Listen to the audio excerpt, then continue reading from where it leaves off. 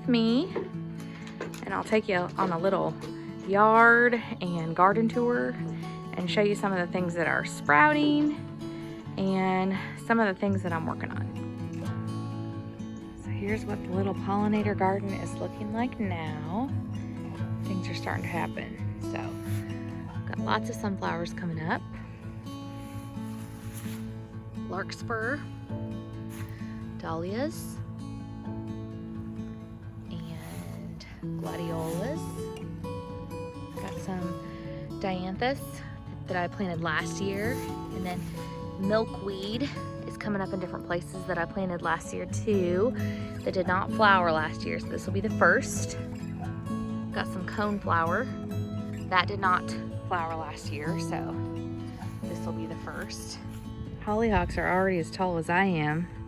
They also did not flower last year, but they've got lots of buds coming up on them. So,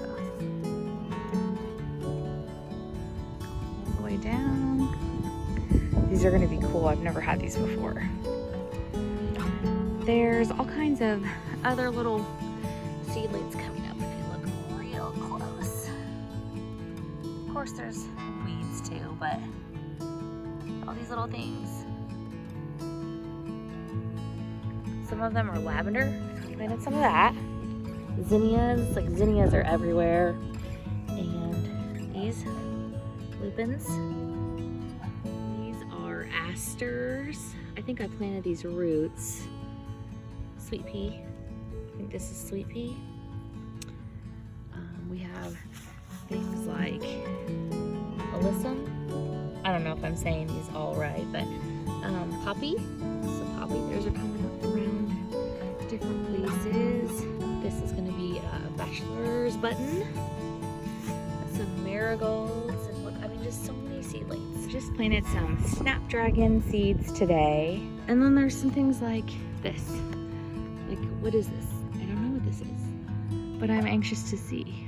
I did the chaos technique where I just threw seed packets around. Now, there were some things that I intentionally did, like the dahlias and the gladiolas, and then of course some of the things from last year, and then these roots, these aster roots. But there are some delphinium roots in here too, and I've never had luck with delphiniums, so I'm anxious to see if those come up. But there are so many things in here, and I just sprinkled them around super, super heavily. And you can see how, I mean, this is like crazy heavy, so not all will survive, and I'm kind of anxious to see what does survive, what prevails. And then in these more bare areas, there are seeds coming up everywhere else. So I'm anxious to see how those fill in. This is my chaos pollinator garden for the year, and I'm super excited. My hydrangeas are starting to bloom. Just the best time of year for me. I have 7 here, and they're alternating. So I have 4 like this, and they get this blue tint, and sometimes kind of a like a lavendery color.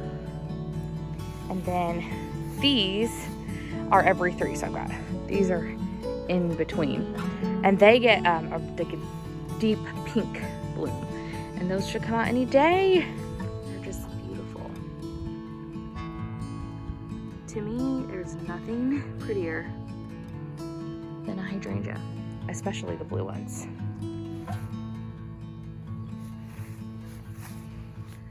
They have different tones in them. There's a pretty pink one. These down here are even more blue. Absolute favorite. Last year I planted some hostas to go here on the front walk, and they came back well. That kind's a little, I don't know, I'm gonna need to treat that. Something's getting that. But look at these. These varieties are so big and pretty. And then this little guy. These ones.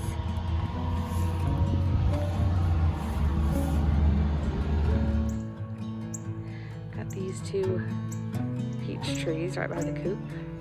This is our 3rd year with these, and they've never had peaches because they've always frozen when they were in bud. We always got a late spring hard freeze, but this year they didn't.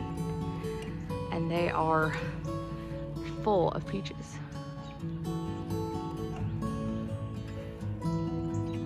This is kind of an experiment because we didn't spray anything. So kind of doubt that we'll be able to eat any of these. I don't really like spraying things. And so I just kind of wanted to see what happens when you don't do anything. And I have a feeling that means that we can't eat them. So the chickens might get some peaches, quite a few peaches.